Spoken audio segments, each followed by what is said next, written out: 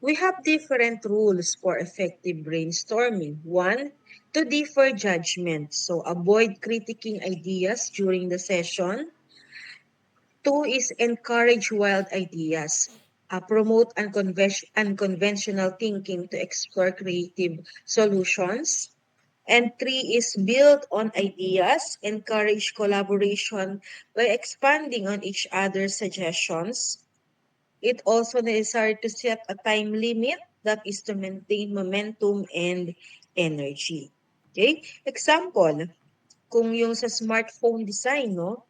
So brainstorming might yield ideas like foldable screens for compactness. Yun yung nangyayari na ngayon, ano? Foldable na yung mga screen. IA-driven user interface for personalization. Ito yung halimbawa magsasalita ka. Pag nagsalita ka, parang iniintindi na ni AI kung ano yung sinasabi mo. So, siya yung nagpo-provide ng necessary information regarding sa narinig niya mula sa iyo. So, o yung mga latest version ng phone ngayon, may mga ganitong klase na siya ng feature. Solar-powered charging for eco-friendliness. Yan. So, these are some of the examples for brainstorming.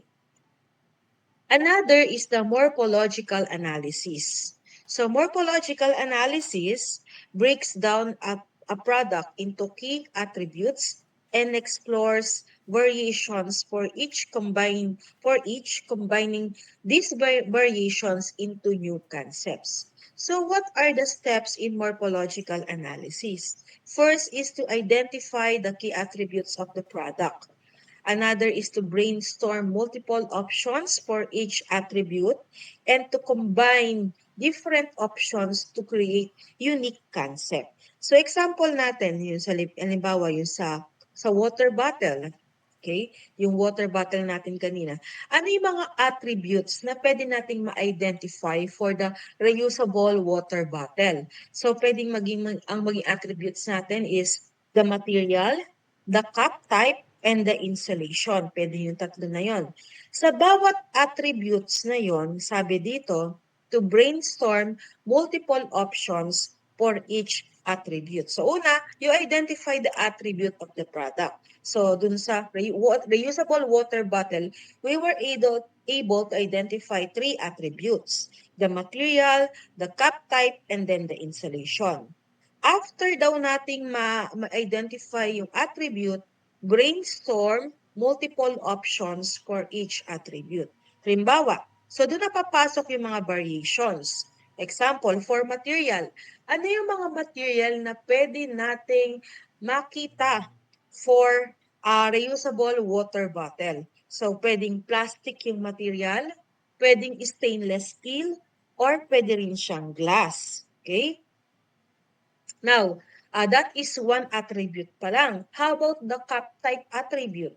So, pwedeng screw-on, cliff top, o kaya naman straw. Yan.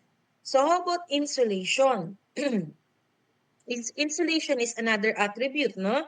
So, pagdating sa insulation, pwedeng single wall, double wall, or vacuum sealed. So, mula doon, mag-generate ngayon tayo ng bagong concept. Pagsasama-samahin nyo yung mga possible attributes na with variations. Example, so stainless steel. So sabi natin, one of the attribute is material. Sa material na yon, pwedeng stainless steel. Stainless steel with, ano yung kanyang type ng cup? Pwedeng screw-on cup and vacuum-sealed insulation. So we were able to produce one product, one concept. Okay? We were able to generate one concept. Stainless steel bottle with a screw-on cup and vacuum-sealed insulation. So, meron pa ba tayong pwedeng maisip out from the attributes na ginawa natin? Yes, kasi meron tayong na-identify na plastic na material. And we know that maraming mga pwedeng magawang product when it comes to plastic. And yung water reusable bottle na yon is one of the product na pwedeng mag-come up dun sa plastic, no? So, pwedeng sabihin natin yung plastic bottle, that is the material, with straw cup, pwede, di ba? Straw cup siya, and single wall insulation. Yun. So, pwedeng yun yung another concept natin when it comes to reusable water bottle. Okay? Now, ano pa bukod sa morphological analysis? So sabi ko nga kanina, morphological analysis ensures systematic exploration of product features, uncovering combinations that may not emerge in free brainstorming. We also have the so-called scamper technique. So, scamper technique, kaya siya tinawag na scamper technique kasi each letter in the scamper represents a meaning or a word. Okay? So, yung sa scamper technique, this scamper prompts team to modify existing products using 7 strategies. And each letter in the scamper represent strategy. So, we have the so-called substitute. So, replace components or material. So, replace one part with another that works better. For the C, which is combine, merge products, features, or functionalities. So put together components together to improve. A is for adapt, that is to modify for new purposes or to update the product to new preferences. Okay? So M is modify. This is change the appearance and presentation or change size, change shape, or design. And then P is purpose o yung iba ang tawag dito is put to another use. So repurpose the product. Use the product for a purpose that wasn't intended. Letter E is eliminate, remove unnecessary elements, or eliminate the useless parts that are not valued. And then we also have the reverse, which means change orientation or processes or deconstruct or rethink some of the main pillars of the product. So, ano yung mga example natin dito? Example, sa chair. Okay, so ano bang pwede nating ma-apply sa chair? Okay, so substitute, pwede natin tayong gumamit ng bamboo for eco-friendliness. We can also use combine, add storage compartments beneath the seat, or we can make it adapt by folding or for proposing a foldable chair for portability. So others, you may try to think of other use of the strategies that we mentioned in this scamper technique. Okay? Another one, aside from scamper, we also have the concept, evaluation, and selection. Okay, so yung concept, evaluation, and selection na to, we have the evaluation criteria and then the concept selection tools. Okay, so for concept evaluation criteria, so we have the feasibility.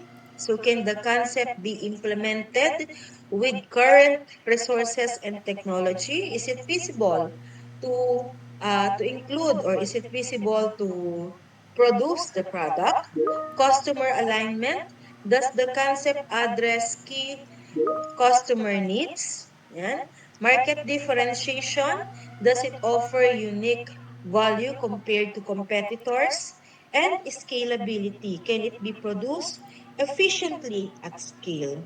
So, pwede nating makita rito sa example is yung mga drone design. Okay. So, when selecting a drone design, a concept with advanced features like GPS tracking but high production cost may score low on feasibility but high on market differentiation. Yan. Another is the concept selection tools. I don't know how you're going to pronounce this. Cube ba to? Fog? Matrix. This is a tool This is also known as criteria rating form. This is a tool that uses a criteria-based matrix to identify the best solution after identifying the relevant user requirement criteria.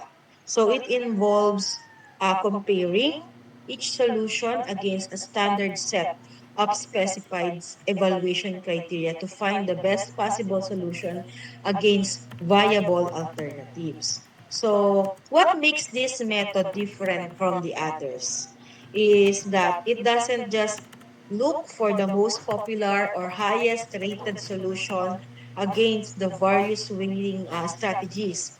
But this method also identifies those improvement concepts that scores well across all the various criteria. So this makes it influential in decision making as it helps to identify a variety of possible solutions. Even if they don't necessarily have the highest um, scores, allowing individuals and organizations to make more informed decisions about their selection. So this criteria-based decision matrix helps do a final in-depth analysis that moves away from very generic criteria, an optimal scoring mechanism that helps identify the best solution from several viable alternatives. So this method was originally invented by Dr. Stuart uh, I don't know how to pronounce this. Fug. Okay, so as a solution matrix that is an effective decision-making tool that takes into account all criteria when selecting solutions, not Ma'am, just Pew those yata with yan, high Ma'am scores Nancy. or rating. Pew, Pew. Yes po, sir? Pew. Pew. Few. Opo. Oo. Hindi ko na-search kung ano kasi matagal ko nang nakikita 'to pero Ah. hindi ko iniintindi yung kanyang pronunciation. So ngayon ko lang inintindi nung ako yung nag-discuss. Pero nung mga time na pinag-aaralan ko, sino-solve ko siya, hindi ko siya iniintindi yung pronunciation. Okay, so few sabi ni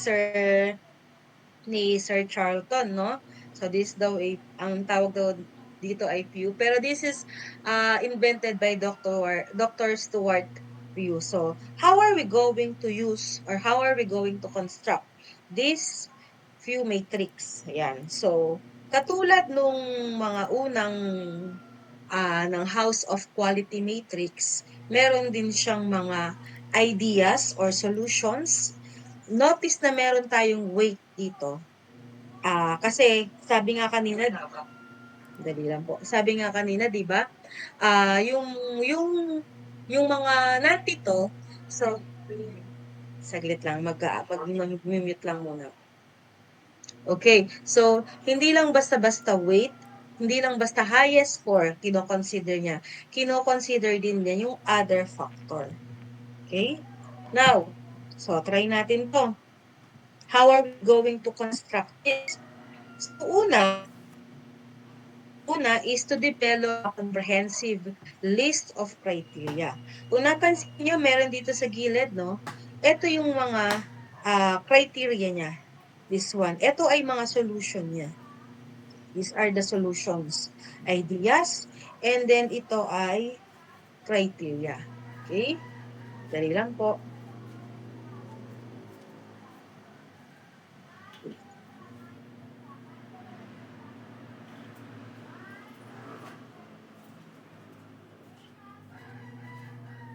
Okay, so ito yung mga criteria niya, no?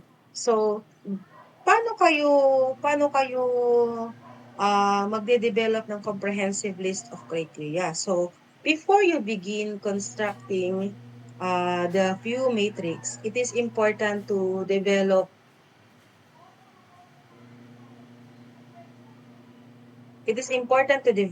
and list out the evaluation criteria that will be used to evaluate each solution. So this should include criteria such as cost, complexity, quality, yung mga functional criteria, no?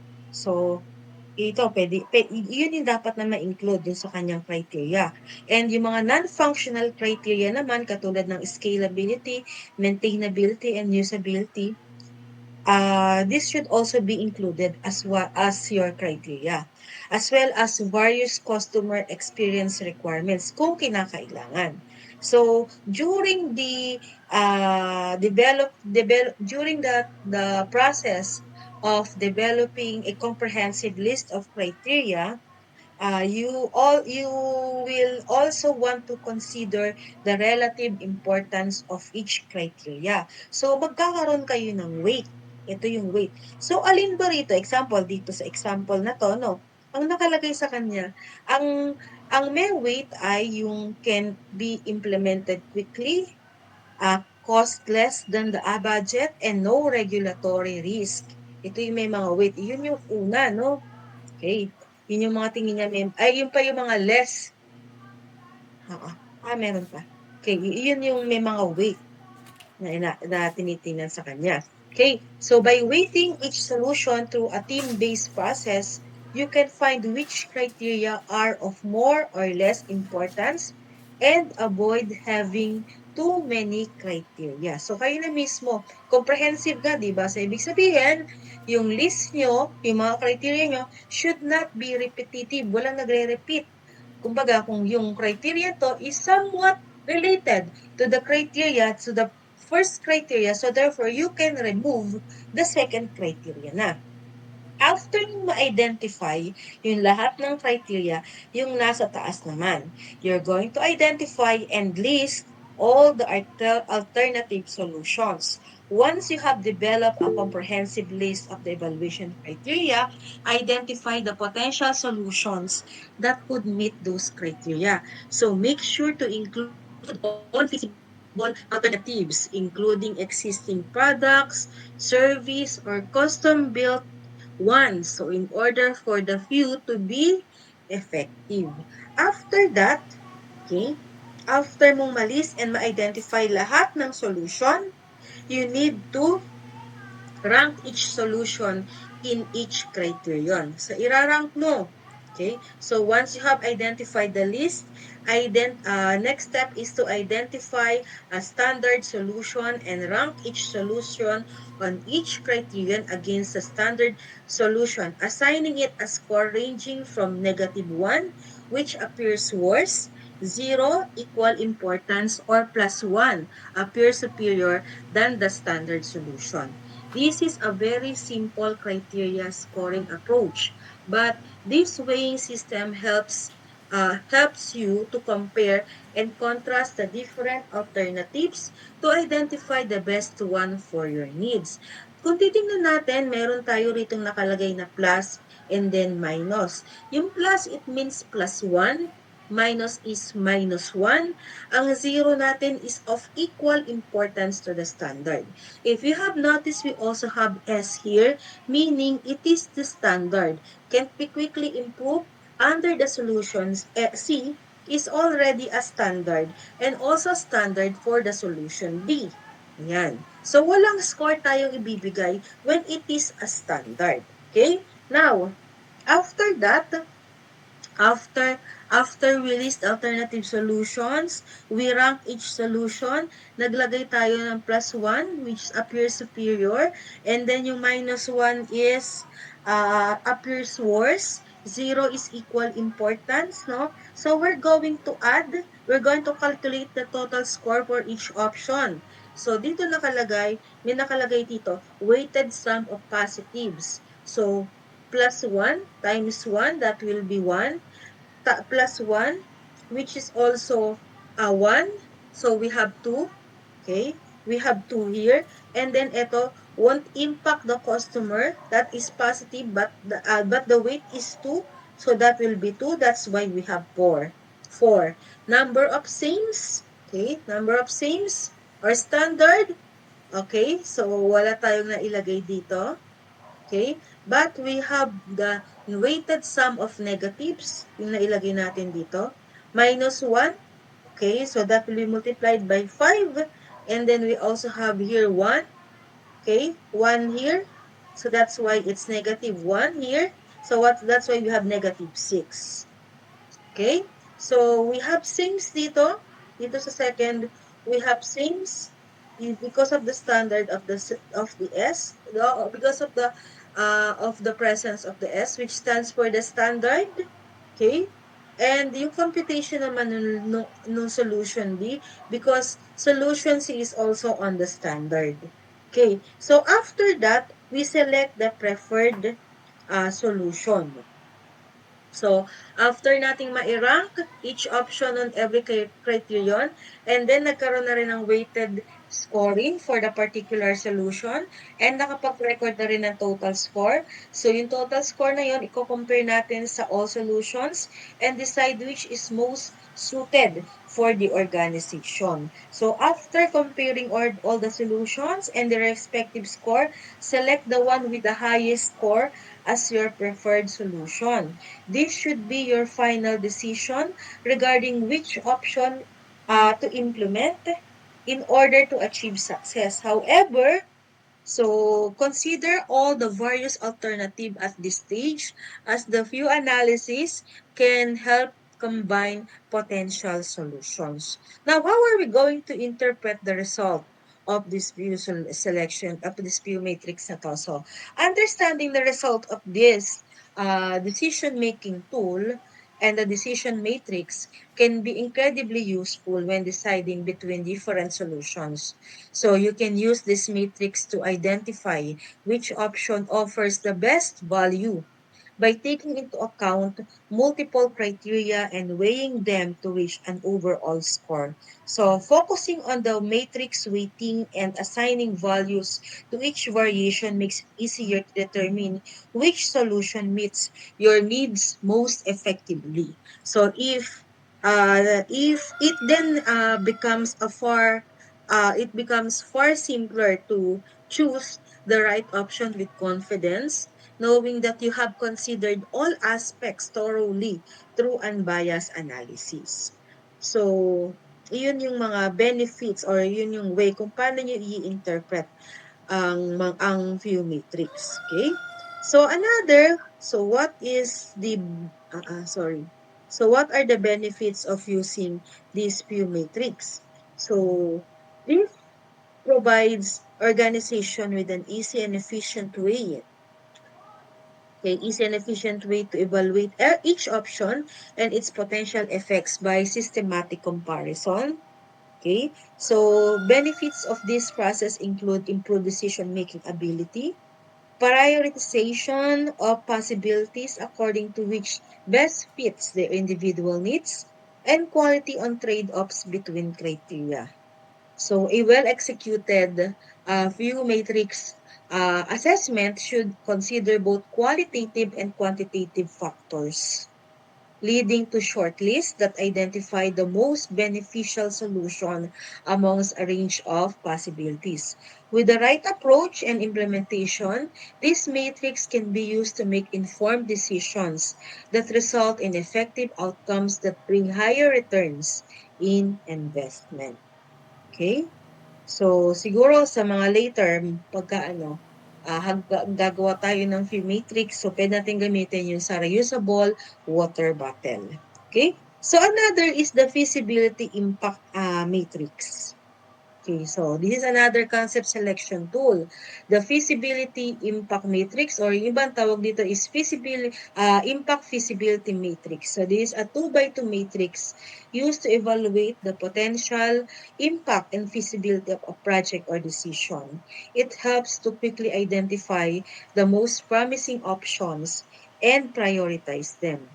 So at the very high level, the impact feasibility matrix is used in the context of business, finance, and marketing.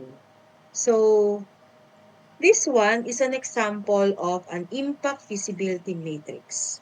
Okay, so the impact feasibility matrix can be described as a matrix with the following quadrants. May high impact, ito yung kaninang pinag-uusapan nating high impact, low feasibility, high impact, high feasibility, high impact, low feasibility, low impact, and high feasibility, then low impact and low feasibility. So, options. So, what are these? Ito na, parang nasabi na natin to kanina, na-discuss na natin kanina. Options with high impact, example, and high feasibility. Ito yung mga quadrant niya, no? So, example, launching a new product with high demand and low cost. Yan. So, high impact and low feasibility. High demand but high cost. Okay, ito naman yung isa is low demand but low cost. And the other one, low impact and low feasibility, low demand and high cost. Okay, so what is the purpose of using the impact feasibility matrix na to?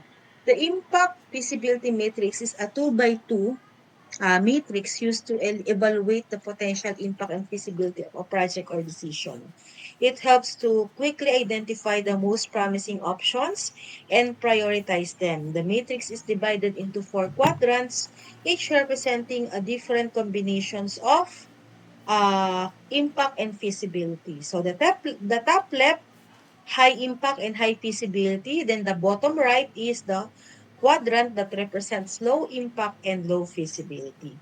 So this matrix is you can be used in many different contexts. Example, it can be used to evaluate potential investment, decide which products or projects to purchase, or prioritize tasks.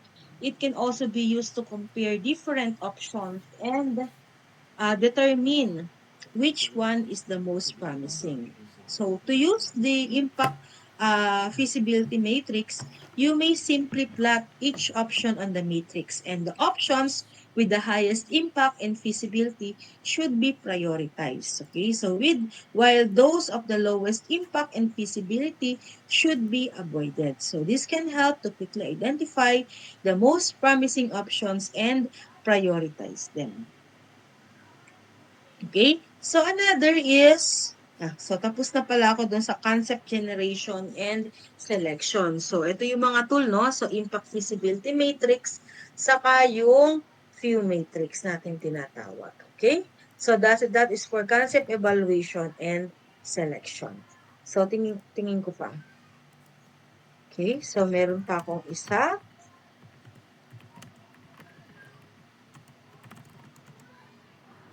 Sandali lang po. Okay, this one. This one naman is prototyping. This topic is all about prototyping. Baka maaga ako matapos ngayon. Okay, so prototyping in product development. So allow me to share my screen once again.